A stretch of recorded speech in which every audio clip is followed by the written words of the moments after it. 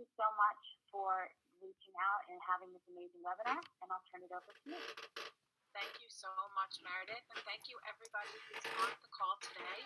I know there's a big group, so what I'm going to do is try to stop at moments and have you type in any questions to the chat, and Meredith will read them off so it's anonymous and we can have more of a discussion without it really being a discussion.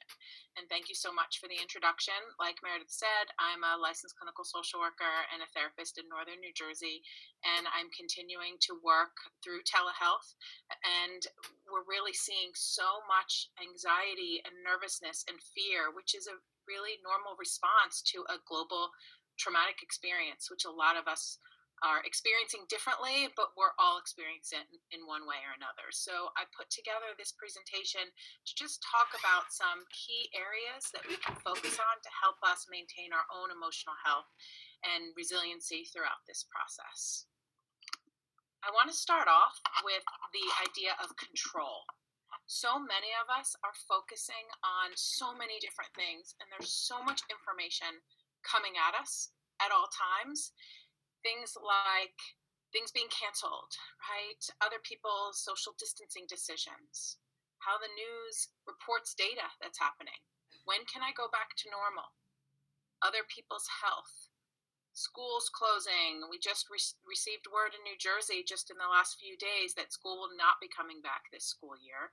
And there's a lot of questions about what the fall's going to bring, what the summer's going to bring. So a lot of us are feeling really uneasy about a lot of this information.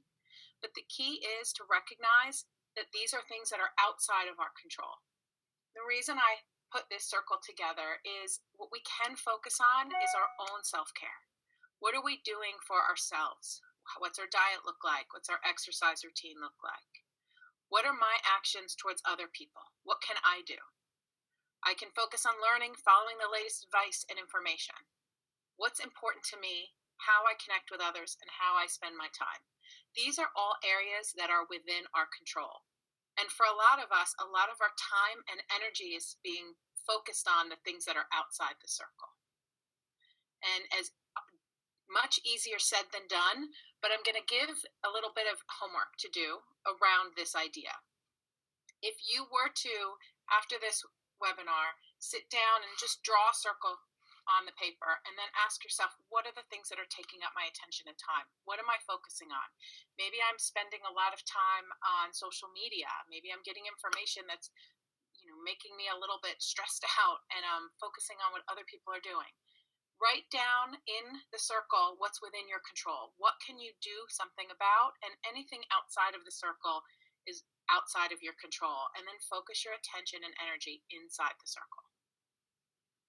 Any Q&A or thoughts or questions? Anyone want to share anything regarding control?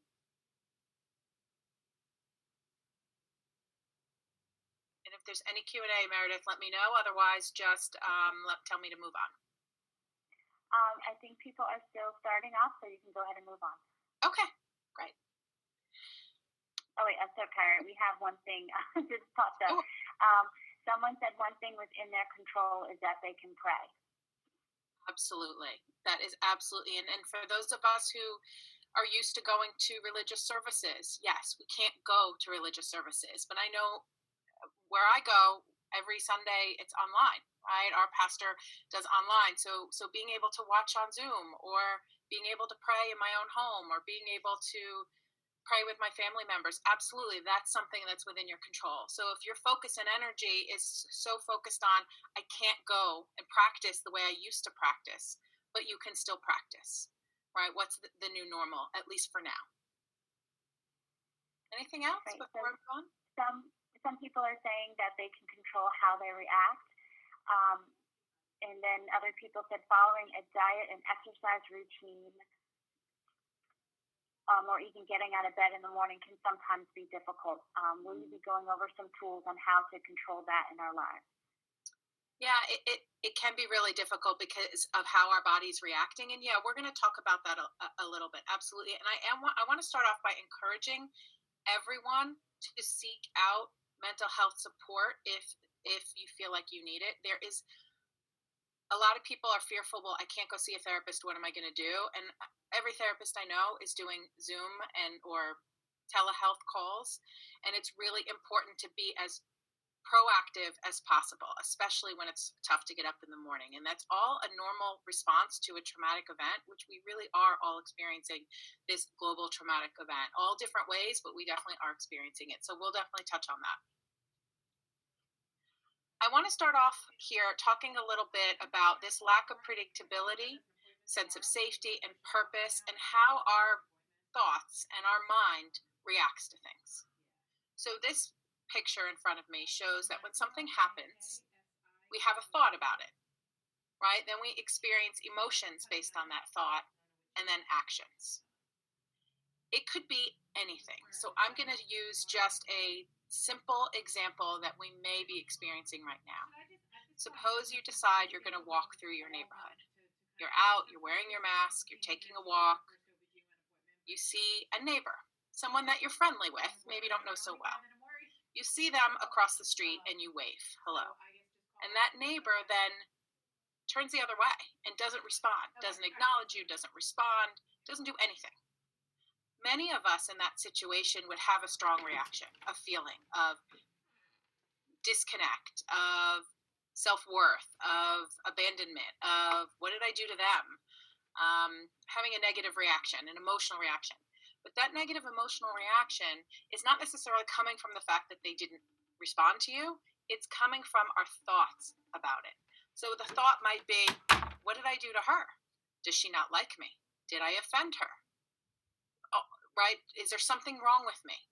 Am I not likable? Do people not want to be my friend? Those are the kinds of automatic negative thoughts that we tend to have.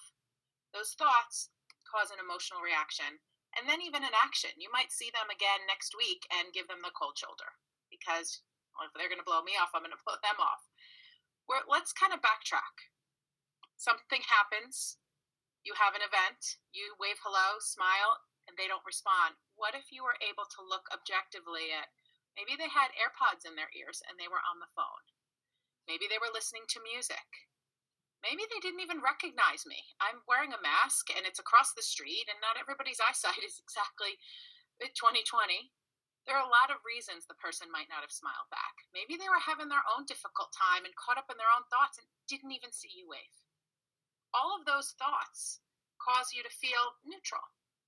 And then next time you see them out, you might wave again and smile, and this time they might wave back.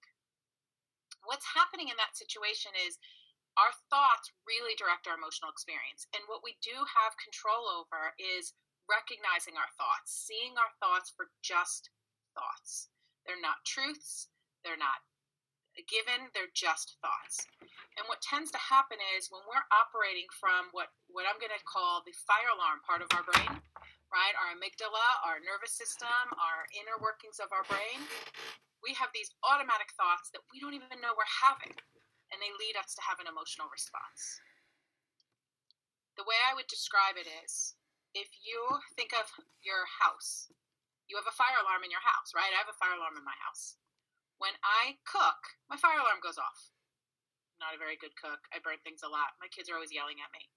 My fire alarm would go off if my house was on fire, just the same as if I burnt eggs again and there was smoke. My fire alarm doesn't know the difference between me burning eggs and a real fire. In our brains, our amygdala, or our fire alarm, goes off when we sense danger, right? There's something called neuroception, where our nervous system is sensing danger. And right now, we're in this global traumatic response that we're sensing danger. There is a lack of predictability. There's a lack of safety. We're numbing out. There's a lot happening that we're kind of sensing this danger. And our fire alarm is going off. And when our fire alarm goes off, we have these automatic thoughts that we don't even realize we're having. So one key area to focus on is to notice our thoughts. Reduce that fire alarm. Even just a few deep breaths is enough to reduce that fire alarm and engage your thinking part of your brain, right? So the thinking part of the brain, that's the prefrontal cortex, that's up here, where the amygdala is kind of down in there. We engage the thinking part of our brain and challenge our thoughts. So in that situation of walking across the street, immediately, as soon as they didn't wave at us, all our amygdala and our fire alarm was like, I'm unlovable, I'm unlikable. That automatic thought that we have often that we don't even know we're having comes back and makes us feel a certain way. But if we're able to take a deep breath and think through the situation, examine the evidence, look at it for what it is, and change that thought, look at other possibilities, we're able to change our emotional response. And there's a lot of that happening right now. We're believing everything we think. Um, a great example with ACT that I really like is if I said to you, you can't lift your arm. Say it to yourself over and over again. I can't lift my arm. I can't lift my arm. I can't lift my arm. That's a thought. It's a legitimate thought. And now I ask you to lift your arm. It lifts. Why? Because a thought doesn't always make it true. So one key that I like to use is this is all part of cognitive behavioral therapy. So a CBT practice would be to say, I'm noticing, I'm thinking. So if the thought is, I'm not good enough, I'm just going to use that as a broad thought that a lot of us have, and it's an automatic thought that tends to happen over and over again. And when we have a thought over and over again, it gets stronger. It's kind of like that neural pathway gets stronger and stronger and stronger. So the thought, I'm not good enough, comes up. If you say that to yourself, how do you feel? I'm not good enough. How does your body feel? How do you feel emotionally?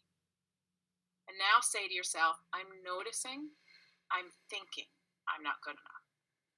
As simple as that is, you're creating a little bit of distance between the actual thought that you're having and yourself and who you are. You're not enmeshed with the thought any longer. You're seeing it for what it is something that you're thinking, but not necessarily who you are. So that's kind of the key in this section, is to really take control and understand what's happening in your mind. Keep a thought journal. Challenge your thoughts. Examine the evidence, right? Is it really true that this is what, is there support for what I'm thinking? Sometimes just notice it as a thought is a thought. Say to yourself, I'm noticing, I'm thinking. Ask yourself what else could be true, and then notice how you feel. So keeping that thought journal, you may notice for yourself over time that you're going to find that there's certain thoughts that pop up over and over again. And I kind of look at it as the more you have a thought, neuroscience tells you that the neural pathway gets stronger. It's easy to have that thought. Like if you're driving to the grocery store and you go to the same grocery store every day, you get in the car, you don't think about it, you drive to the grocery store. You don't have to think about where you're going, you just know to go. But what if you changed grocery stores? You have to intentionally think to turn the other way. But if you're not paying attention, you go to the old grocery store, right? So it's because that neural pathway for the old grocery store is really strong. But over time, you create a new neural pathway to the new store. And that's what we need to do with new thoughts, more positive, more hopeful. I saw a bunch of stuff coming in. Meredith, are there any comments or thoughts or questions about CBT and our thinking? One comment that's very powerful and a good practice to put into place to change your way of thinking negative thoughts. Thank you. I appreciate that.